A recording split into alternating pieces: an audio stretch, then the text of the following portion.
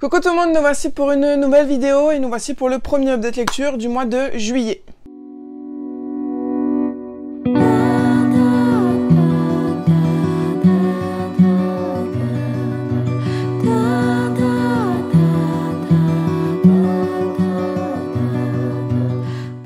Donc en ce début de mois de juillet, j'ai lu 12 livres. Le dernier, je l'ai terminé, eh bien, il y a de ça une demi-heure. Donc on va faire le point de suite. Alors ces 14 premiers jours, parce que du coup nous sommes le 14 juillet, j'ai lu 4 graphiques et 8 romans. Tous de ma palle sauf 3 emprunts. La plupart, il faut se l'avouer, ils n'étaient pas dans ma palle actuelle. Ma palle actuelle a déjà bien bougé parce que j'ai fait du tri encore dans ma palle. Parce que j'ai réaménagé un petit peu tout ça, j'ai réaménagé ma palle, etc. Il y a eu des nouveaux achats et tout, donc ça a un petit peu bougé. Donc du coup, ça se peut qu'il y en ait certains qui n'étaient pas annoncés dans ma palle, mais que vous allez quand même voir maintenant. Donc on va commencer par la petite pile que j'ai là, hein, on va y aller tranquillou. Du coup, j'ai lu Mocha, les enquêtes de Mocha, chat, philosophe et végétarien. Donc c'est vraiment un petit livre chez Scrinéo qui est vraiment très mignon, très joli, très cocooning, un peu comme Mila et Bulle, les aventures gourmandes de Mila et Bulle.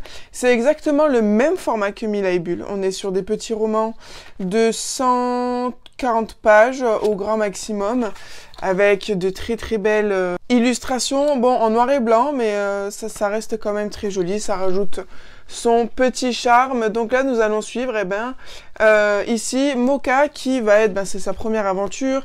Il va chercher refuge dans une cave où il y a d'autres animaux dedans.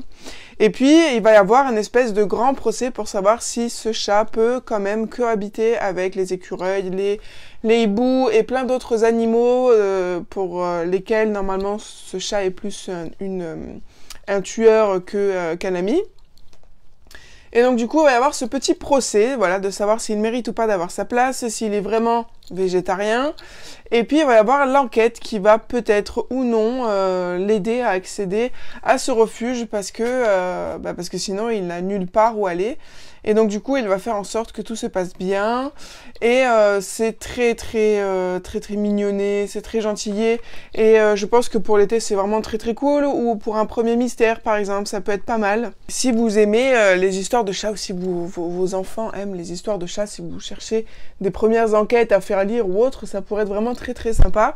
Parce qu'il y a aussi toute la teneur un petit peu philosophique de savoir si, parce que quelqu'un a toujours été désigné comme le méchant, est-ce qu'il est vraiment méchant dans la vie de tous les jours? On ne sait pas tant qu'on ne cohabite pas avec lui ou tant qu'on n'essaye pas de le connaître tout simplement. Donc voilà, c'est vraiment un très joli petit livre, j'aime vraiment beaucoup. On est sur une première enquête, je pense, donc un premier tome, donc je pense qu'il y en aura d'autres. Ça, c'est une petite série que je suivrai, peut-être pas jusqu'au bout parce que ça risque d'être peut-être un peu trop répétitif et bon, voilà, à voir. Mais s'il y a un deuxième tome, je l'essaierai avec grand plaisir. Ensuite, écoutez, étonnante découverte avec ce nouveau roman de Florian Perrault pour lequel j'avais lu L'Héritage il y a quelques mois maintenant. Et donc du coup là, il m'a envoyé en service presse gratuitement sa dernière parution. Le silence de Sakitena. Donc là, on est sur un thriller qui virerait un petit peu au fantastique. Pile ma cam, du coup j'ai vraiment beaucoup aimé. Si vous êtes sur Instagram, vous avez peut-être vu l'avis que j'ai posté en publication, mais pour en refaire un topo, c'était vraiment exaltant, c'est très haletant, il y a beaucoup de choses qui se passent à la fois, il y a toujours ce petit côté paranormal, ce petit côté ambigu, on sait pas trop si c'est réel ou pas réel, qui nous tient vraiment aux tripes et qui nous tient en haleine. Et ce livre-là, je l'ai fini en une journée. Donc vraiment c'était une très belle découverte. Ça se passe au Canada, dans un petit village un peu paumé, où il n'y a que 2 enquêteurs de police pour toute la population. Un maire vraiment en abus de pouvoir et qui va un peu semer la zizanie entre les 2 inspecteurs, qui va demander à l'un des deux d'enquêter en secret sur sa fille secrète. Enfin voilà, c'est vraiment plein de secrets. Des secrets au sein même de la famille de notre inspecteur qu'on va suivre avec sa sœur. Il y a vraiment plein de choses. Donc à la base, les enquêtes voilà, tournent autour de disparition de personnes et de meurtres. Donc voilà, c'était vraiment génial avec ce côté paranormal, comme je vous dis, fantastique, qu'on découvre vraiment à la fin du roman et qui nous faut vraiment les jetons et qui nous met même peut-être le haut le cœur. Donc vraiment foncez dedans si vous aimez tout ce qui est tout ce que je viens de vous dire. Ensuite, j'ai voulu essayer du Jennifer L. Armentrout, donc j'ai lu Wicked. Alors, j'ai Le sang et la cendre dans ma palle, donc je voulais commencer par celui-là pour tâter un petit peu la plume de l'autrice, avec un roman un peu plus court que Le sang et la cendre. Celui-là, il faisait 378 pages, donc ça allait. Donc, je dirais que jusqu'aux 3/4, j'étais à fond dedans. J'aimais vraiment beaucoup cette histoire. Vraiment, j'aimais bien. Même s'il se passait rien, mais la plume m'avait bien accroché, les personnages aussi, j'aimais bien. Seulement, à partir du 3/4, j'ai commencé à lire en diagonale parce qu'il y a la romance qui s'est installée et ça a un peu gâché tout le truc. Vraiment, après, c'était vraiment que des scènes de X pour pas grand-chose, très brutal pour pas un sou, et puis beaucoup de plongées dans les méandres psychiques de ces deux personnages qui étaient vraiment inutiles et qui rajoutaient des longueurs au moment où l'action devait se rendre beaucoup plus passionnante, explosive. Et du coup, voilà, cette fin de roman m'a vraiment déçue. Donc c'est très dommage parce que vraiment, tous les 3/4, j'étais à fond dedans. Vraiment, j'étais là déjà en train de regarder l'apparition de la suite et tout en poche. Et puis après, je me suis dit, bah en fait non, ça m'a totalement décroché de l'histoire, cette romance. S'il n'y avait pas eu de romance, j'aurais été à fond dedans. J'aurais été frustrée, mais je pense que la romance aurait été mieux si elle arrivait plus tard, quoi. Même au bout du 2e tome, ça aurait été bien. Mais là, c'était trop tôt. C'était beaucoup trop tôt. Après, je pense que je peux comprendre le côté un petit peu pressé parce que on parle de fin du monde et tout, donc on fait un petit peu les choses parce qu'on pense que c'est le dernier jour, etc. Mais bon, c'est un peu maladroit, quoi. Donc c'est un petit peu dommage.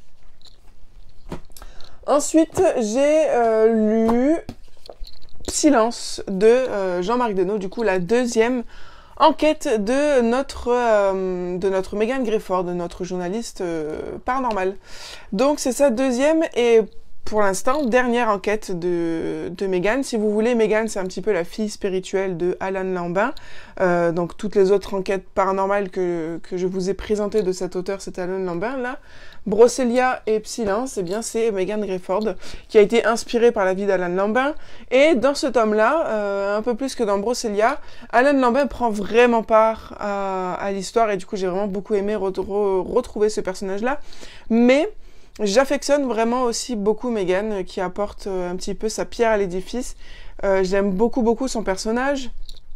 Et donc j'espère vraiment qu'il y aura une autre enquête de Megan Grefford. Là, la dernière parution de Jean-Marc Denot en août, ça sera Alan, qui se passera dans l'enfance de Alan Lambin. Donc j'espère qu'après Alan, il nous refera d'autres enquêtes paranormales parce que vraiment, je pense que cet écrivain a vraiment un don pour nous décrire toutes ces choses-là. C'est vraiment exceptionnel. C'est l'un de mes auteurs favoris, c'est même comme peut-être vous le verrez l'année prochaine, la semaine prochaine, dans mon bilan de mi-année, c'est mon nouvel auteur chouchou 2025. C'est le 2e auteur que j'ai le plus lu pour l'instant. Ensuite, toujours dans les romans, hein, après je finirai par les graphiques, j'ai lu le 6e tome de L'école secrète des dragons, qui est l'avant-dernier tome. J'attends impatiemment le 7e tome. J'espère l'avoir d'ici la fin de l'année, sinon ça sera début 2026. Mais du coup, ce 6e tome, La Rebelle des Dragonniers, est quand même meilleur, 1000 fois même meilleur que le tome 5. Mais après, je pense que le tome 5, c'était vraiment une passerelle entre un cycle et un autre cycle, si vous voyez, parce que c'est vraiment un moment décisif où, à partir du tome 5, on savait que tout allait changer du tout au tout. Et du coup, ce tome 6 a été révélateur sur de nombreuses choses. Les personnages sont confrontés à des choses vraiment très compliquées, voire horribles, et surtout on apprend une immense quantité d'informations sur nos personnages et sur leur passé, et j'ai adoré ça. Je me suis rendu compte à quel point j'étais attachée à un certain personnage qui va avoir la peur de sa vie, on va dire, et du coup j'ai adoré ça, d'autant plus qu'on va apprendre beaucoup de choses sur le passé, eh bien de la grande méchante de cette histoire. Et du coup, j'ai vraiment beaucoup aimé ça. On en apprend beaucoup plus aussi sur l'histoire des dragons, sur l'histoire surtout du clan des Griffeuillus, sur l'histoire de l'Alliance des Sept Feux aussi. Enfin, vraiment, ce tome 6 regorge d'informations. Et je l'ai lu aussi pareil en une journée, c'était vraiment exceptionnel. Ce tome 6, c'était peut-être l'un des meilleurs de la série. Et du coup, bah, je suis complètement à fond dans le tome 7. Mais aussi, j'ai pas envie de finir cette série parce qu'elle est vraiment incroyable, et je suis en train de la faire lire à mon petit jeune adhérent à la bibliothèque, et pareil, il a totalement accroché au premier tome, et du coup ben, je vais lui filer les 5 autres pour qu'il puisse continuer. Donc voilà, j'ai vraiment... il y a un deuxième tome, donc là il faut que je lui prête le tome 3. Donc là vraiment j'ai super hâte de lire la fin, mais à la fois non, parce que j'ai pas envie de finir cette série, parce que après je pense que ça sera très compliqué de trouver une autre série jeunesse autant à la fois adulte avec des dragons. Mais voilà, j'espère que ça mettra pas trop longtemps, mais j'espère surtout que le tome 7 ne sera pas décevant. Vraiment, même si c'est un tome 7 qui fait 600 pages, faites quoi, mais faites en sorte que ce soit pas décevant, qu'on ait toutes nos réponses, que chacun ait sa fin appropriée, que tout soit bien clôturé, qu'il n'y ait aucune déception. Voilà, j'espère vraiment que ce tome 7 sera bien. Le tome 7 en VO est déjà paru ou va paraître là courant août, je crois. Donc voilà pour ce 6e tome. Si vous n'avez toujours pas commencé cette série, commencez-la vraiment, même si c'est de la jeunesse. Je pense qu'à partir d'un certain moment, vous pouvez m'écouter au niveau de la jeunesse avec tout ce que je lis. Même si vous êtes adulte, lisez cette série parce qu'elle est tellement profonde sur tellement de points que ça peut autant vous toucher que vous ayez 8 ans ou 27 ans ou 37 ans ou peu importe. Elle vaut vraiment le coup, et même si vous trouvez pas que c'est très profond ou peu importe, ça vaut vraiment le détour parce que avec ces histoires de dragons, avec le personnage de Joyeux qui est vraiment excellent, ce dragon là, c'est mon préféré. Voilà, il y a vraiment plein de choses dedans, c'est une série vraiment très complète. Ensuite, ma dernière lecture, j'ai lu du coup Le Mangeur d'âme de Alexis Lepsker. Il n'était pas du tout prévu au programme celui-là, mais je voulais découvrir cet auteur. Et le Mangeur d'âme me parlait beaucoup. Le résumé était très bien fait, je trouve. Et puis voilà, je me suis dit, bon, je me lance pas non plus dans un énorme roman, il fait 350 pages. Puis au final, je l'ai commencé hier soir, j'ai lu 90 pages hier soir et je l'ai fini là à 4 heures. Et vraiment, mais quel écrivain et quelle histoire, mon Dieu, ça m'a tellement retourné et dégoûté aussi à la fois. Ça m'a fait tellement peur aussi parce que ça va parler des disparitions des enfants. Et à la fin du roman, nous avons cette petite information très cruciale qui explique en gros que chaque année en France, près de 2 enfants par jour disparaissent. Voilà. Voilà. Ça m'a fait très mal à mon petit cœur de maman. Et ça m'a d'autant fait plus flipper avec les temps qui courent de plus en plus. C'est d'autant plus flippant, le quotidien. Mais c'était vraiment écrit avec brio. J'ai adoré nos enquêteurs. J'ai adoré le retournement de situation à la fin. Vraiment, la plume était extra aussi. Et du coup, c'est avec toute logique que je me suis procuré des poupées. Du même auteur, qui est le premier roman de toute sa série, dont le dernier est sorti il n'y a pas longtemps. Celui-là, c'est son 2e roman, je crois. Avant, il y en avait un autre, mais il ne me parlait pas tant que ça. Et j'aime bien suivre le même enquêteur sur plusieurs romans, donc voilà, je me suis lancée dans son autre série de poupées, du coup, qui est le premier tome. Et donc, voilà, c'est avec votre esprit. Le premier livre qui est paru en 2020, celui-là, il est paru en 2021. Et donc, du coup, voilà, je vais commencer avec des poupées parce que j'ai vraiment superbement accroché à la plume. Il a la plume qui me va, la plume vive, tranchante, claire, qui ne prend pas des détours, qui ne décrit pas à foison, sans aucune utilité, et qui ose parfois des trucs qui sont vrais, quoi, qui cherchent pas à mettre de la pommade autour des choses pour faire mieux passer le cachet. Non, il y va franco, et moi, c'est ce que j'aime dans les plumes. Donc voilà, vraiment un très très belle découverte, d'autant plus que ça frôle un petit peu le paranormal à un petit moment donné. Même nos enquêteurs se posent la question de possession démoniaque, de plein de choses, parce que va y avoir des choses qui vont tourner autour du diable. Et donc tout ça a parfait ma lecture, vraiment, c'était vraiment extra. Donc si vous l'avez, allez-y, vous passerez un très très bon moment, vif et tranchant. Ensuite, j'ai lu Faille Legacy. Du coup, c'est le fameux livre de ma chef, de mon ancienne chef jeunesse.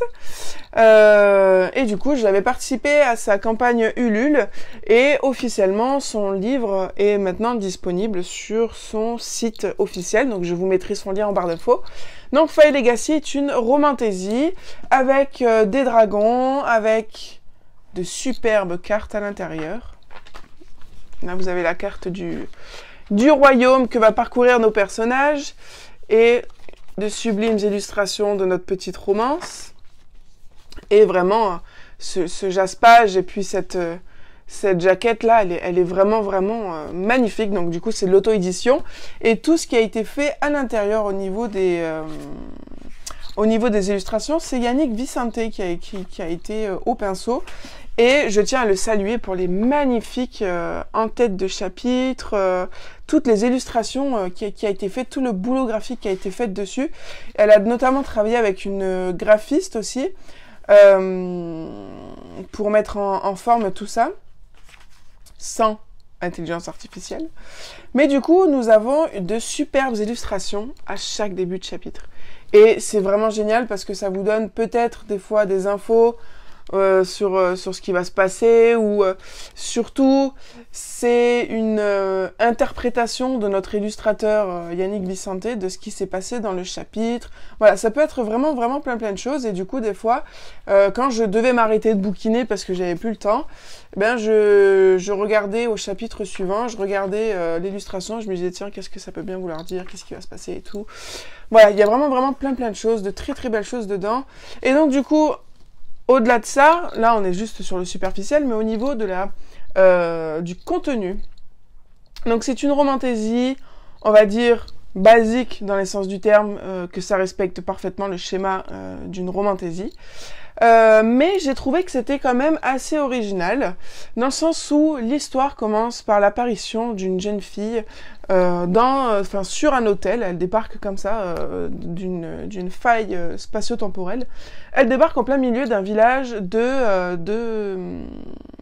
d'elfes. Et donc, les elfes vont de suite la prendre, l'emprisonner, la foutre dans une cave sans lui parler, sans rien lui dire. Et elle ne se souvient de rien. Elle ne sait pas qui elle ne sait pas ce qu'elle est. Et donc du coup, c'est vrai que les premiers temps, c'est très très long. Parce que, eh ben, forcément, on est dans sa peau, et donc du coup, ça va mettre très longtemps pour que les choses lui reviennent, pour qu'elle apprenne les codes de société, pour qu'elle réapprenne à discuter avec les gens, à réavivre en société, et puis surtout une société qu'elle ne connaît pas, elle sait pas ce qu'elle est, donc c'est dans un monde où il y a des elfes, des nains, des trolls, des faées, et du coup elle est là au milieu de tout ça, et elle sait pas ce qu'elle est parmi tout ça. Et du coup, au début, on croit que c'est une sorcière. Les sorcières là-bas, dans ce monde-là, c'est les esprits du mal, c'est le diable, c'est des tueuses sans cœur, sans rien, enfin vraiment la gangrène du royaume. Et du coup, elle va vraiment être très maltraitée, tout le monde va penser qu'elle fait partie de ces sorcières, tout le monde va penser qu'elle est mauvaise, etc. Donc il va y avoir voilà, toute une première partie du roman où ça va tourner un peu autour de son procès, de savoir qui elle est, comment la faire voir comme quoi c'est pas vraiment une sorcière, etc. Donc vraiment, on va avoir une image assez angélique, vraiment tout du long. Et ce que j'ai adoré, c'est qu'après, ça prend, je crois que c'était à peu près aux 3/4 du roman. Là, ça pète dans tous les sens. Et là, j'ai vraiment pris mon pied. Parce que c'est un retournement de situation un petit peu inattendu quand même. J'avais quelques doutes, mais je pensais pas quand même que c'était ça. Et du coup, j'étais vachement surprise par le retournement de cette situation. Et du coup, ça a été une très très belle surprise, parce que malgré ce début un peu lent, et ben waouh, quelle fin explosive. Parce qu'après, c'est vrai que moi, je voyais les dragons et tout, et puis au début de l'histoire, on n'en entend pas trop parler, on n'en voit pas, etc. Et vraiment, tout vient d'un coup au bout des trois quarts du roman, voire un petit peu avant. Et ben, j'ai vraiment adoré. La petite romance qui vient aussi, c'est un Enemies to Lovers. Donc si vous aimez cette trope, vous allez être servi là-dedans aussi. Seulement, elle est venue un petit peu trop facilement, un petit peu de nulle part. C'est-à-dire que j'ai pas trop vu l'effet balance du Enemies to Lovers, vous voyez. Et du coup, ça m'a un petit peu... j'ai senti un petit peu la chose un petit peu précipitée. Du coup, j'ai pas été totalement pris dans la romance. Mais ça m'a vraiment beaucoup plu. Rien que pour l'univers, pour l'histoire, pour la recherche de l'intrigue, pour le retournement de situation, tout ça, c'était vraiment excellent. Donc foncez dedans si vous aimez les romantaisies, si vous aimez vraiment un world building bien complet, bien décrit, bien construit, avec des lois, avec différents clans, avec aussi une histoire bien particulière au niveau de la création de ce continent. Il va y avoir toute une mythologie créée avec des fae qui auraient fait des descendants et chacun des elfes pourrait être des descendants de fae. Enfin vraiment, il y a toute une recherche aussi généalogique qui a été faite dans l'histoire. Donc vraiment, au niveau du world building, ça peut vraiment vous correspondre à fond. Mais voilà, moi c'était juste un petit peu lent au début, la romance un petit peu floue au niveau du balancement. Mais après, waouh, c'était trop génial. En plus, au niveau des dragons, l'implication des dragons, j'ai trouvé que c'était tellement beau parce que ça tournait autour de la sagesse. J'ai vraiment adoré ça. Et puis, moi, je n'en reviens toujours pas de ce détournement de situation. Et surtout, j'ai adoré comment elle l'a fait. Et j'ai adoré le personnage à partir du moment où il y a eu ce retournement de situation. J'ai adoré le personnage. Donc voilà, enfin vraiment il y a vraiment beaucoup de choses dedans, il y a beaucoup aussi de messages féministes, donc vraiment c'était une très belle découverte et je suis très contente pour pour Johanna, voilà, qui a fait sortir son petit bébé et puis j'ai hâte de lire tous ces autres romans qu'elle compte sortir très prochainement. Ensuite, du coup, je vais vous présenter 5 autres graphiques. J'ai lu Filia Rosée. Alors, Filia Rosée, c'est le premier tome qui s'appelle La prophétie de la couronne d'épines. J'ai l'impression qu'on est un petit peu sur La Belle et la Bête, mais bon, c'est un premier tome, donc je saurais pas trop. Mais on va découvrir cette petite jeune fille qui est une devine et elle va devoir rendre service au grand prêtre et aller se rendre dans le château du prince qui s'est exilé et qui serait prêt à mettre une guerre en route. Et du coup, elle va être envoyée chez ce prince pour essayer d'éviter de lancer cette guerre, quoi. Et du coup, je suis pas totalement rentrée dedans parce que l'héroïne est vraiment insupportable au début. Et on le comprend au début pourquoi. Bah, c'est une jeune fille, elle doit avoir 10 ans, c'est pas spécialement indiqué dedans son âge, je crois, ou alors ça m'a pas marqué, mais en tout cas, voilà, elle est vraiment insupportable. Et seulement après, j'ai compris qu'elle n'avait pas vraiment 10 ans.